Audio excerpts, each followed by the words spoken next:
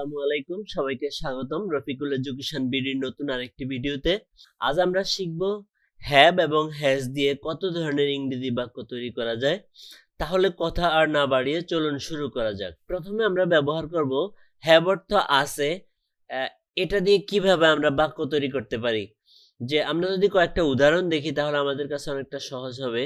যে আমার একটি বই আছে, আই হ্যাভ আ বুক। আমাদের কথা বলার অধিকার আছে, we have the right to speak. তোমার সময় আছে, ডু ইউ হ্যাভ টাইম। তার বন্ধু আছে, হি হ্যাজ আ ফ্রেন্ড। এবার আমরা হ্যাভের আরেকটা অর্থ দেখব, হ্যাভ অর্থ রাখা। তাহলে এই হ্যাভ অর্থ রাখা দিয়ে আমরা কি ধরনের বাক্য তৈরি করতে পারি? আমরা আমাদের পরিকল্পনা রেখেছি, উই হ্যাভ আওয়ার প্ল্যান। তারা কিছু টাকা রেখেছে, they have some money. তুমি কি চশমা রেখেছো, do you have glasses? তোমার কি অতিরিক্ত পেন্সিল রাখা আছে, do you have an extra pencil? এবার আমরা দেখব হ্যাভ পাওয়া অর্থ ব্যবহার হতে পারে। তো আমরা কয়েকটা উদাহরণ দেখব। আমরা সমাধান পেয়েছি, we have had the solution. আমি একটি বার্তা পেয়েছি, I have had a message. সে একটি সুযোগ পেয়েছে, he has had an opportunity. আমরা সাহায্য পেয়েছি, we have had help. তারা খবর পেয়েছে, they have had the news. এভাবে আমরা have পাওয়া অর্থে ব্যবহার করতে পারি। এবার আমরা দেখে নিব have খাওয়া বা গ্রহণ করা অর্থে কিভাবে আমরা হ্যাভকে ব্যবহার করতে পারি।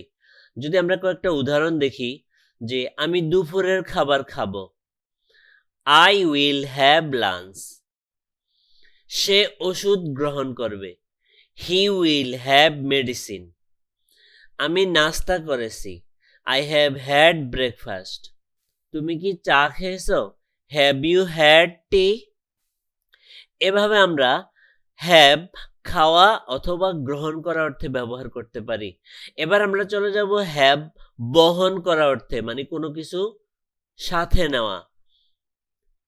তাহলে আমরা যদি কিছু উদাহরণ দেখি তাহলে আমাদের কাছে অনেকটা ক্লিয়ার হবে যে তার একটি দায়িত্ব রয়েছে, হি হ্যাজ আ রেসপন্সিবিলিটি। সে মাথায় টুপি রেখেছে, he has a hat on his head. আমি আমার জ্যাকেট সাথে নিয়েছি, I have my jacket with me. আমরা আমাদের পরিচয়পত্র ধারণ করেছি অথবা সাথে নিয়েছি অথবা বহন করেছি, we have our ID card with us. এভাবে আমরা হ্যাভকে বহন করা অর্থে ব্যবহার করতে পারি। তো এবার আমরা চলে যাব হ্যাভ অর্থ অনুভব করা। তো অনুভব করা অর্থে আমরা হ্যাভকে কতভাবে ব্যবহার করতে পারি সেটা আমরা একটু দেখে নিব।